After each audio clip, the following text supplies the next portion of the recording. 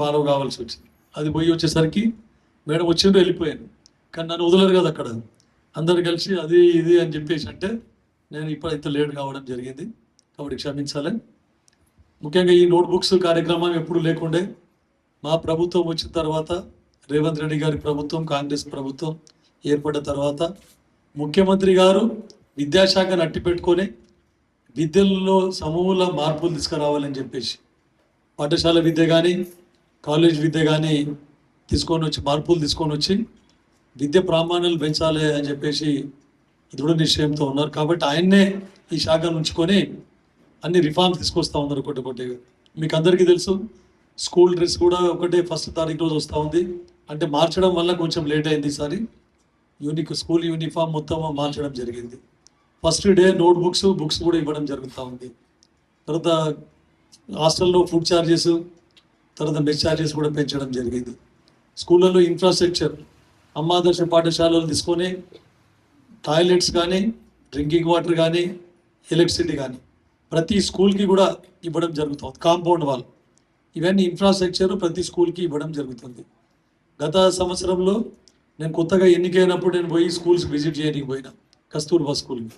అక్కడ పోతే బాత్రూంలకి డోర్స్ కూడా లేవు. అట్లని చూసి చాలా ఏం చేసింది ప్రభుత్వం, 10 సంవత్సరాలు మనం తెలంగాణ వచ్చి మనం సాధించుకున్నది ఏంది అని కొంచెం ఫీలింగ్ కలిగింది.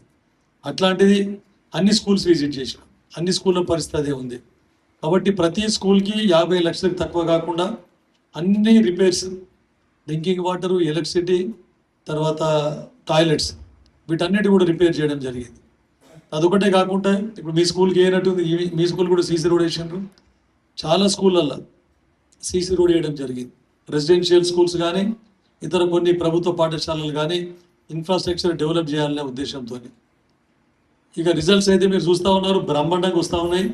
ప్రభుత్వ కాలేజు, ప్రభుత్వ పాఠశాలలోనే మంచి రిజల్ట్స్ వస్తూ ఉన్నాయి. మన గవర్నమెంట్ జూనియర్ కాలేజ్కి మంచి rank, second rank, state second rank మన ప్రభుత్వ కళాశాలకు వచ్చింది.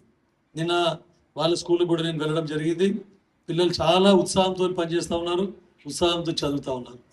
మరొకసారి మీ ప్రిన్సిపాల్ గారిని సభాముఖంగా అభినందిస్తూ ఉన్నాను. ఎందుకంటే కాలేజ్ గోడలే కనపడతా ఉండే, ప్రేయర్కి 20 మంది వస్తుండ్రి, ఇప్పుడు 70 మంది వస్తూ ఉన్నారంటే నిజంగా చాలా మంచి ఇంప్రూవ్మెంట్. ఎందుకంటే ప్రేయర్ చాలా ముఖ్యం.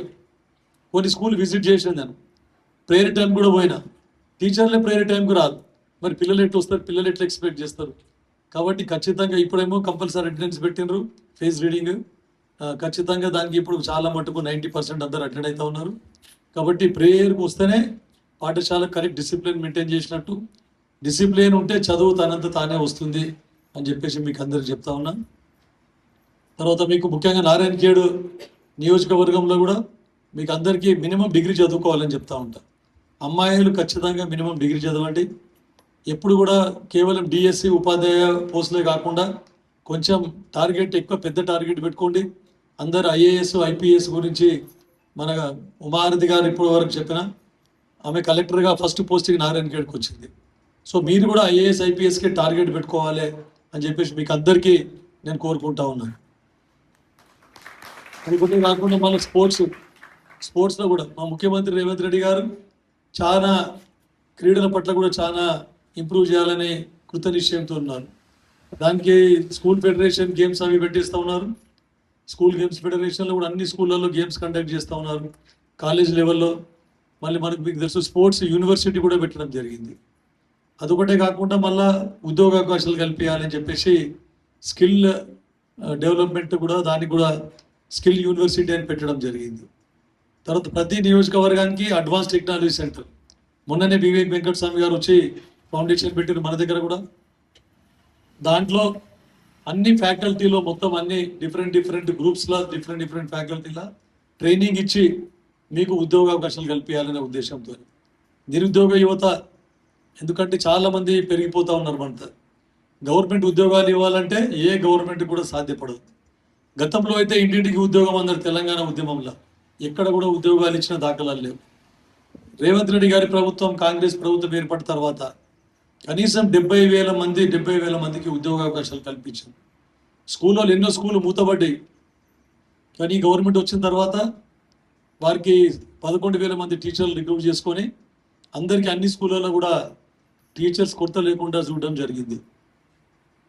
ఇప్పుడు గురుకులాల్లో కానీ కాలేజీలలో కానీ కూడా కాంట్రాక్ట్ లెక్చరర్లు కూడా అందరు నియమించడం జరుగుతూ ఉంది.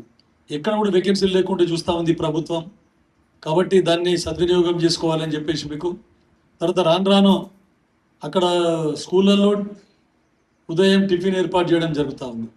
తర్వాత ఇక్కడ కూడా కాలేజీలలో కూడా మధ్యాహ్న భోజనం ప్లస్ టిఫిన్ కూడా ఇవ్వడానికి గవర్నమెంట్ ప్లాన్ చేస్తూ ఉంది. ఇవన్నీ ఎందుకు ఇస్తున్నాం? మీకు అందరికీ వీటన్ని ఉపయోగించుకొని మీరు ఖచ్చితంగా పైకి రావాలి, చదువులో రాణించాలని చెప్పేసి. తర్వాత మేడం ఇప్పుడే చెప్పారు నాకు, ఇది కాంపిటేటివ్ ఎగ్జామ్స్ ఎంసెట్ కానీ దాన్ని కోచింగ్ ఇవ్వడానికి మేము క్లాసెస్ కండక్ట్ చేస్తామని చెప్తా ఉన్నారు. మరి సేమ్ లెక్చరర్స్తోనే బయట లెక్చరర్స్ పిలిపించుకుంటారు.